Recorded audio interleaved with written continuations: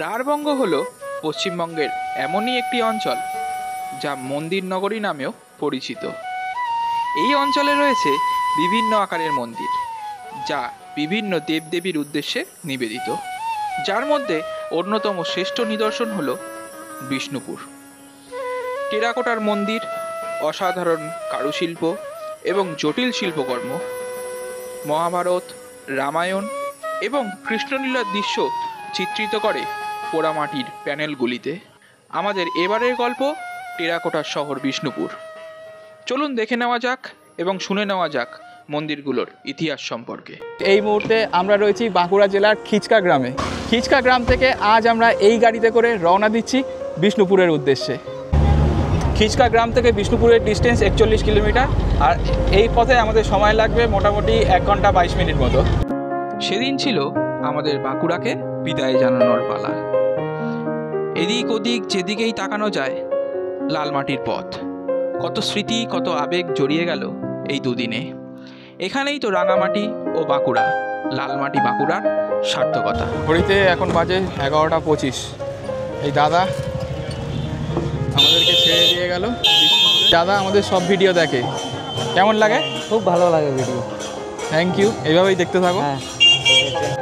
একটা টোটো ভাড়া করে বেরিয়ে পড়লাম বিষ্ণুপুর ভ্রমণে। সবার আগে এসে পৌঁছালাম রাসমঞ্চে। এই হচ্ছে টিকিট কাউন্টার, এখান থেকে টিকিট সংগ্রহ করতে হবে। টিকিট কাটা হয়ে গেছে, এই হচ্ছে আমার হাতে টিকিট। 25 টাকা করে টিকিট নিল। বলে রাখা ভালো কি, ছোট বাচ্চা যদি থাকে 14 বছরের নিচে তাদের কিন্তু টিকিট লাগে না। রাসমঞ্চের পাশেই রয়েছে একটা ওয়েল ডেকোরেটেড বাগান, অসম্ভব সুন্দর দেখতে। আর এই বাগানের সামনেই ঠিক এই জায়গায় রয়েছে টয়লেট।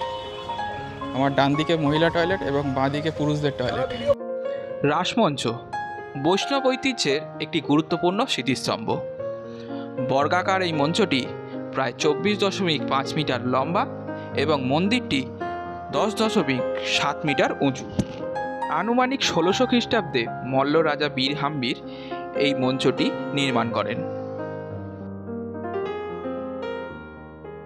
এই জায়গাটা হচ্ছে রাসমঞ্চ। বহু শতাব্দী আগে এখানেই বসতো রাজাদের সময়, মানে মল্ল রাজাদের সময় এখানেই রাস বসতো। সুন্দর খিলান ও পোড়ামাটির স্তম্ভ এবং গর্ভগৃহের চারিদিকে 3টি ভ্রমণ পথের নির্দেশ করে। রাস উৎসবের সময় রাধাকৃষ্ণের মূর্তি পূজিত হতো এখানে। বার্ষিক এই উৎসবটি 1932 সালে শেষবার অনুষ্ঠিত হয়। প্রায় 1600 খ্রিস্টাব্দে মল্ল রাজা বীরহাম্বীর এই সমস্ত স্থাপত্যগুলো নির্মাণ করেন। স্থাপত্যশৈলী এবং তখনকার কারিগরদের দক্ষতা এখানকার টেরাকোটার কাজগুলোকে নিয়ে গেছে এক অনন্য উচ্চতায়। এটা হচ্ছে রাসমঞ্চের বেস থেকে মন্দিরের হাইটটা কতটা উঁচু, আমি যদি দাঁড়াই এখানে আমার মাথার থেকেও প্রায় 1 ফুট ওপরে। এত সুন্দর পোড়ামাটির কাজ, আর এই নিচে এটা মনে হয় মাকড়া পাথরের তৈরি বেসটা, আর ওপরে সমস্তটা হচ্ছে পোড়ামাটির। অসাধারণ লাগলো। এত বছর হয়ে গেছে এখানকার টেরাকোটার প্যানেলগুলোর কাজ এত সুন্দর অক্ষত অবস্থায় রয়েছে, মানে ধারণার বাইরে। রাসমঞ্চের স্থাপত্যশৈলীতে পিরামিড আকৃতি এবং বাংলার চালা স্থাপত্য, এছাড়াও ইসলামী স্থাপত্যের নিদর্শন পাওয়া যায়। বিষ্ণুপুরে এই স্থাপত্যগুলো ঘোরবার জন্য আপনারা যদি গাইড নিতে চান তাহলে কিন্তু গাইড নিতে পারেন। আমরা কিন্তু গাইড নিইনি, গাইড ছাড়াই ঘুরছি। যদি কারোর দরকার লাগে গাইডের, গেটের সামনে যোগাযোগ করবেন, ওখানেই গাইড পাওয়া যায়। মন্দিরের বাইরের দিকেই রয়েছে প্রচুর দোকান, যেখানে প্রচুর পরিমাণে টেরাকোটার সামগ্রী বিক্রি হচ্ছে। আপনারা চাইলে এখান থেকে কিন্তু সংগ্রহ করে নিতে পারেন।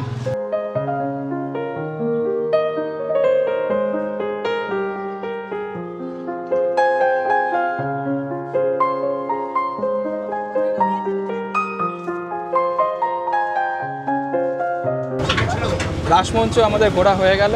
এখন আমরা আবার টোটো নিয়ে বেরিয়ে পড়েছি। এখন আমরা যাচ্ছি রাজদরবারে।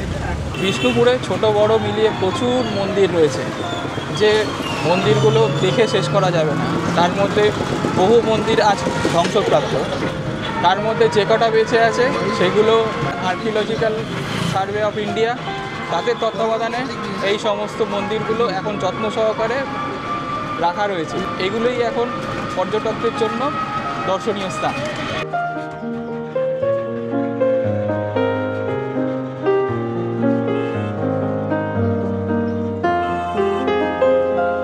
বিষ্ণুপুর ঘুরে বেড়ানোর জন্য তোমরা স্টেশন থেকে টোটো পেয়ে যাবে। টোটোর ভাড়া এখন কত? স্টেশন থেকে 20 টাকা করে। না, যদি আমরা কেউ বিষ্ণুপুর পুরোটা কেউ ঘুরতে চাই তাহলে সেখানে স্টেশন থেকে তোমরা কততে বুক করো? আমরা আমাদের রেট আছে 400 টাকা যদি মন্দির ঘোরার লেগে, আর স্টেশন থেকে ওটা আলাদা ভাড়া। আর কেউ যদি ঘন্টায় নিতে চায় কত টাকা ভাড়া হবে? ঘন্টায় 200 টাকা। ঘন্টায় 200 টাকা। বিষ্ণুপুরে মল্ল রাজাদের তৈরি আরও একটি প্রাচীন এবং ঐতিহাসিক ঐতিহ্য এই গুমঘর, কিন্তু সংস্কারের অভাবে চারিদিকে জঙ্গলে ভরে গিয়েছে। মল্ল রাজাদের সময় যারা অপরাধ করতো অপরাধীদের এর ভেতরে ফেলে দেওয়া হতো বা আটকে রাখা হতো। এবার আমরা এলাম শ্যামরাই মন্দির অথবা পঞ্চরত্ন মন্দিরের সামনে। মন্দিরটি 1643 সালে মল্ল রাজা রঘুনাথ সিং প্রতিষ্ঠা করেন। 5 চূড়া বিশিষ্ট এই মন্দিরের মধ্যযুগীয় স্থাপত্য স্পষ্ট। ত্রিখিলান বারান্দা বিশিষ্ট এই মন্দিরের ছাদ কিন্তু বর্গাকার। মন্দির তার অলঙ্করণের জন্য পরিচিত, যা মন্দিরের দেয়ালগুলিতে শোভা পায়।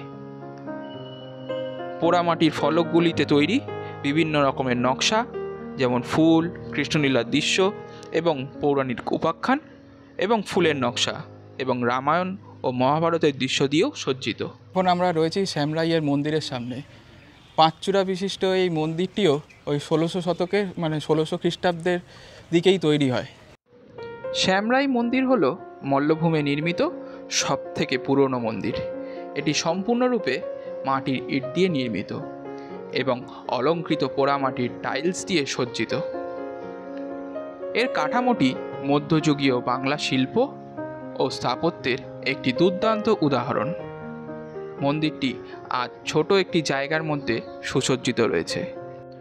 তবে 1869 সালে ওয়াল্টার ক্যাম্পবেলের শ্যামরাই মন্দিরের তোলা ছবিগুলো কিন্তু অন্য কথা বলে। যেখানে মন্দিরগুলোর অবস্থা কতটা খারাপ ছিল তা দেখানো হয়েছে। তবে বৈশ্বিক আবহাওয়া বদল এবং আবহাওয়াগত ক্ষয়ের কারণে সৌভাগ্যবশত পোড়ামাটির সূক্ষ্ম কাজগুলো এখনও অক্ষত অবস্থাতেই রয়েছে। আমরা এখন রয়েছি শ্যামরাই মন্দিরের সামনে। এই মন্দিরের সামনেও প্রচুর দোকান রয়েছে, যেটা দেখতে পাচ্ছি সব কটা দোকানেই কিন্তু পোড়ামাটির কাজ। বিষ্ণুপুরে যেটা প্রসিদ্ধ পোড়ামাটি, সেই পোড়ামাটির কাজ এখানে প্রতিটা দোকানে রয়েছে। এখানে রয়েছে এই যে মাটির শঙ্খ, তারপরে ওখানে পিছনের দিকে রয়েছে ঘোড়া, পেঁচা, বিভিন্ন রকমের আইটেম রয়েছে এখানে। হুম হুম হুম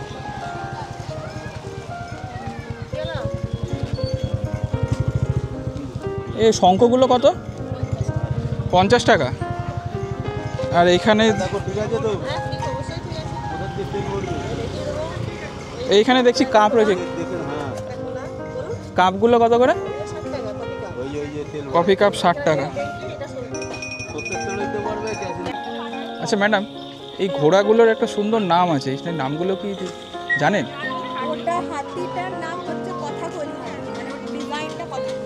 এটা হচ্ছে কথাকলি। এটাও কথাকলি।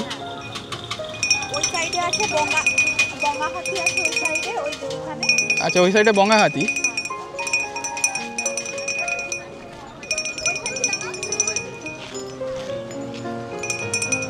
এইটা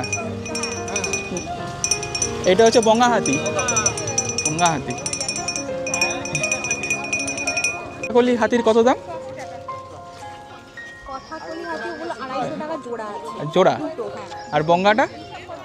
ওটা পিসে একটা পিসই আছে, ওটা আপনি 70 টাকায় পেয়ে যাবেন। আচ্ছা, থ্যাংক ইউ। রাসমঞ্চ ঘুরে আমাদের যাওয়ার কথা ছিল রাজদরবার। তো পথে ডান দিকে পড়ে গেল শ্যামরাইয়ের মন্দির। আমরা প্রথমে শ্যামরাই কমপ্লিট করলাম, এবার আমরা যাচ্ছি হলো গিয়ে রাজদরবারে। ওই যে যাওয়ার সময় দেখিয়েছিলাম গুমঘর, ঠিক তার উল্টো দিকেই একটা গলি রয়েছে, যে গলিতেই রয়েছে শ্যামরাইয়ের মন্দির। আমরা এখন শ্যামরাই মন্দির থেকে বেরিয়ে যাচ্ছি বাঁ দিকে, এদিকেই হলো রাজদরবার। এখন আমি দাঁড়িয়ে আছি মহারাজাদের যেটা এন্ট্রেন্স ছিল, গেট। এটা হচ্ছে বড় গেট, এখান দিয়েই এন্ট্রি নিতে হবে। বিষ্ণুপুরের মন্দির স্থাপত্য শৈলীর আরও একটি উল্লেখযোগ্য নিদর্শন হচ্ছে এই প্রবেশপথগুলি। বড় প্রবেশপথের উপরে রয়েছে গম্বুজ এবং প্রবেশপথের দুধারে রয়েছে খিলানযুক্ত বারান্দা।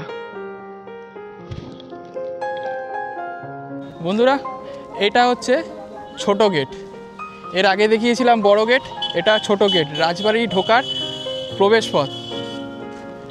প্রথমে মনে হয় এই ছোট গেট দিয়ে প্রবেশ করতো, তারপরে বড় গেট, তারপরে ওই দিকে রয়েছে তো রাজবাড়ি। সমস্ত তোরণগুলোতে যে ধরনের পাথর ব্যবহার করা হয়েছিল, সেই পাথরগুলো হচ্ছে মাকড়া পাথর।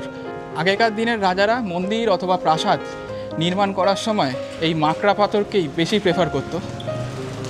অন্তত বাংলার স্থাপত্য শৈলীতে এই মাকড়া পাথরের প্রচুর নিদর্শন পাওয়া যায়।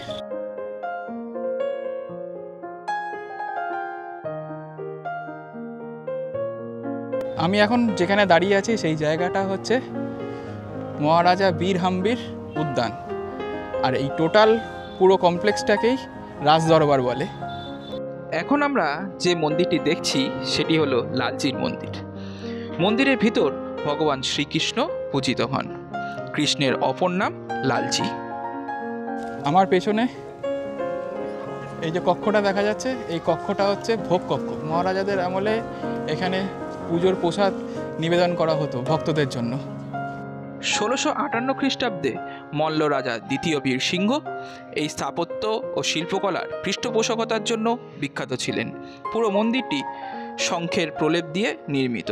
শাঁখের চুন, মেথির জল, চিটে গুড় এবং খয়ের দিয়ে তৈরি এই নির্মাণ, তবে এটি আজ সংস্কাররত। খ্রিস্টীয় 7ম শতাব্দী থেকে ব্রিটিশ শাসনের সূচনা লগ্ন পর্যন্ত এক সহস্রাব্দ কাল বিষ্ণুপুরের ইতিহাস হিন্দু মল্ল রাজবংশের উত্থান এবং পতনের সঙ্গে ওতপ্রোতভাবে জড়িত। বিষ্ণুপুরের রাজবংশের সূচনা সেই সময় ঘটে যখন দিল্লিতে হিন্দু রাজবংশ শাসন করত। সেই সময় ভারতে কেউ মুসলমান সম্প্রদায়ের নামই শোনেনি। এমনকি বখতিয়ার খিলজি হিন্দু রাজাদের থেকে বাংলা শাসনের অধিকার কেড়ে নেওয়ার আগে 5 শতাব্দী কাল এই রাজবংশ বিষ্ণুপুর শাসন করেছিল। সেই শাসন আমলেরই একটি উল্লেখযোগ্য এবং শেষ স্থাপত্য হলো এই রাধেশ্যাম মন্দির। এখন এসে পৌঁছালাম রাধেশ্যাম মন্দিরে। আমার হাতে সোজাসুজি ওই জায়গাটা রয়েছে তুলসী মঞ্চ, আর এই যে এই জায়গাটা দেখা যাচ্ছে, এই জায়গাটা হচ্ছে নাটমঞ্চ। 1758 সালে মল্ল রাজবংশের 56তম রাজা চৈতন্য সিংহদেব রাধেশ্যাম মন্দিরটি প্রতিষ্ঠা করেন। এই রাধেশ্যাম মন্দিরটি বিষ্ণুপুরে নির্মিত শেষ মহান মন্দির।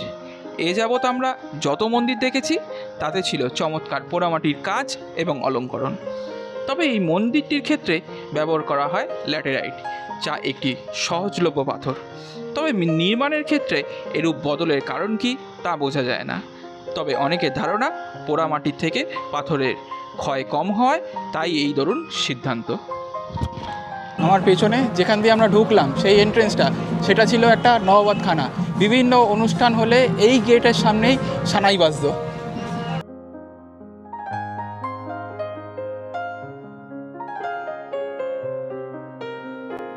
এবার আমরা চলে এলাম বিষ্ণুপুরের সবথেকে সুন্দর এবং চালা শৈলীর অন্তর্গত টেরাকোটা মন্দির জোরবাংলাতে।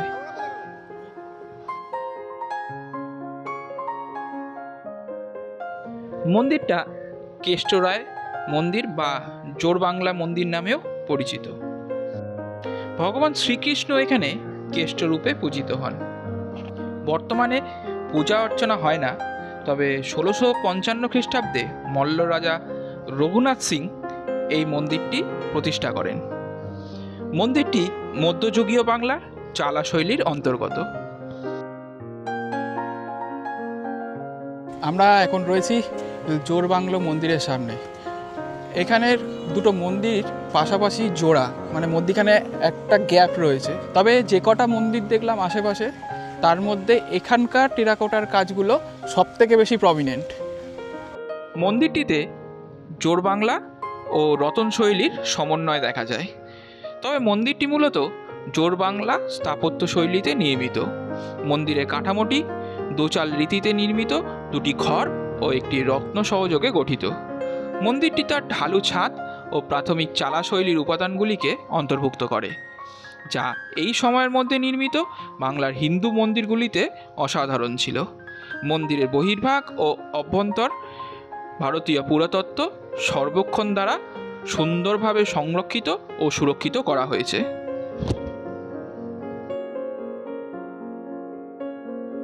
এই মুহূর্তে আমরা ঘুরে বেড়াচ্ছি বিষ্ণুপুরের সমস্ত মন্দিরগুলো। যে কটা মন্দিরগুলো ঘুরলাম, সব কটা মন্দিরে কিছু মন্দিরের টেরাকোটার কাজ ভালো রয়েছে, কিছু মন্দিরে টেরাকোটার কাজ প্রায় অবলুপ্ত। বাংলার আনাচে কানাচে এরকম বহু প্রাচীন টেরাকোটা মন্দির রয়েছে যেগুলো আমরা জানিই না, তাদের কাজ কিন্তু আজও প্রমিনেন্ট। তার মধ্যে ওয়ান অফ দেম হাওড়ার ঝিকিরা রাউতারা গ্রামের কিছু মন্দির। এই সংক্রান্ত ব্যাপারে আমাদের চ্যানেলে অলরেডি একটা ভিডিও করা আছে। যদি সেই টেরাকোটার গাছগুলো আপনারা দেখতে চান, সেই মন্দিরটা ভিডিও দেখে নিতে পারেন। এখানে যত মন্দির রয়েছে সব মন্দিরের বাইরে বিভিন্ন স্টল রয়েছে, যেখানে পোড়ামাটির কাজ বিশিষ্ট বিভিন্ন ধরনের মূর্তি রয়েছে।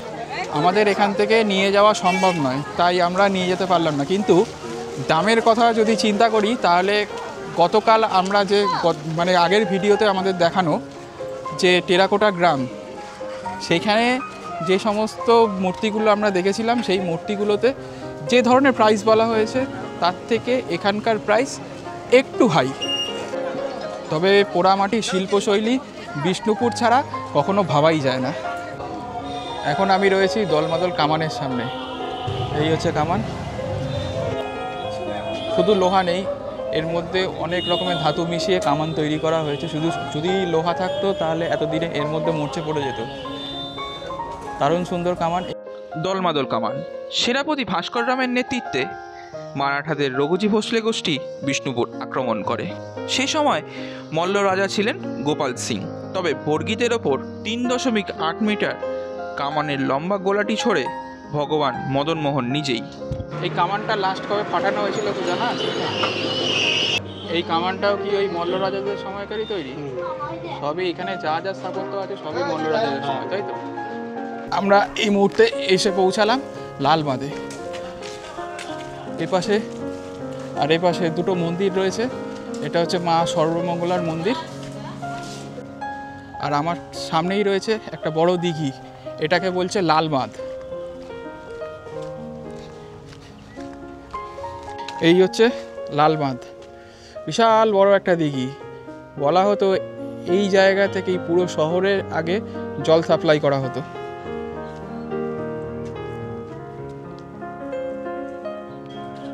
বিষ্ণুপুরের ইতিহাস সম্পর্কে জানতে হলে মন্দিরের আশেপাশে বা বাইরে এরকম ধরনের বিষ্ণুপুর দর্শন গাইড বুক বলে এক ধরনের গাইড বুক পাওয়া যায়। এই গাইড বুকগুলো আপনারা সংগ্রহ করতে পারেন। তাতে বিষ্ণুপুরের বিভিন্ন ধরনের ইতিহাস রয়েছে। বিষ্ণুপুর ঘুরতে এসেছি, বাড়ির জন্য কিছু নিয়ে যাব না তা তো হয় না। যেখানেই ঘুরতে যাই সেখানেই কিছু না কিছু স্মৃতি রয়ে যায়। বাড়ির জন্য নিয়েছি কতগুলো কাপ। এখানে অফার চলছে, বলছে 5টা কিনলে একটা ফ্রি, মানে আমি 5টা কিনেছি, একটা ফ্রি দিয়েছে আমাকে, 6টা কাপ। আমরা এখন রয়েছি আমাদের বিষ্ণুপুর ভ্রমণের লাস্ট ডেস্টিনেশন ছিন্নমস্তা মন্দিরে। ঘড়িতে এখন 1:30টা বেজে গেছে অলরেডি। 1টা থেকে 3টে পর্যন্ত মায়ের বিশ্রামের সময়, সেই জন্য মন্দির বন্ধ রয়েছে। তবুও আমরা ভেতরে ঢুকেছিলাম। মূল প্রবেশদ্বার বন্ধ থাকে না, শুধুমাত্র মায়ের দর্শন বন্ধ থাকে। আমাদের শেষ ডেস্টিনেশন ছিল ছিন্নমস্তা। এই মন্দিরটা ঘুরে আমরা এখন দুপুরে লাঞ্চ করতে যাচ্ছি। আমাদের দাদার সঙ্গে কন্ট্যাক্ট ছিল ছিন্নমস্তা অবধি, কিন্তু দাদা বললো যে এখানে আশেপাশে কোথাও ভালো ভাতের হোটেল নেই, চলুন আপনাদের ছেড়ে দিয়েছি। এই বলেছে দাদা, আমাদের এখন এই ভাতের হোটেলে নিয়ে যাচ্ছে, ওখানে গিয়ে ছেড়ে দিচ্ছে। ধন্যবাদ।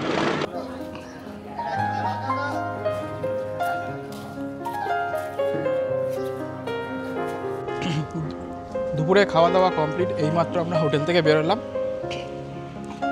দুপুরে খাওয়ার মধ্যে নিয়েছিলাম সবজি ভাত, ডাল, আলু পোস্ত, একটা সবজি, চাটনি, পাঁপড়, একটা থালি, সব মিলিয়ে নিল হচ্ছে 90 টাকা। আপনারা যারা যারা বিষ্ণুপুর ঘুরতে আসবেন, পুষ্পশ্রী হোটেল, এই হোটেলে খাবার দাবারটা একবার টেস্ট করে দেখুন, যথেষ্ট ভালো খাবার, আমাদের খেয়ে অন্তত ভালো লেগেছে। আমরা এই টোটো করেই এখন স্টেশনের পথে রওনা দিয়েছি। 3:45 আমাদের ট্রেন আরণ্যক এক্সপ্রেস, সেই ট্রেনেই আজকে আমরা কলকাতা ফিরে যাব। ঘড়িতে এখন 3:10 বাকি। আমরা এখন এসে পৌঁছালাম বিষ্ণুপুর স্টেশনের ঠিক বাইরে। 4:10 বাকি। এখন থেকে পাক্কা 1 ঘন্টা পরে এখান থেকেই আমাদের ট্রেন। আরণ্যক এক্সপ্রেসে করে আমরা ফিরে যাব কলকাতার উদ্দেশ্যে।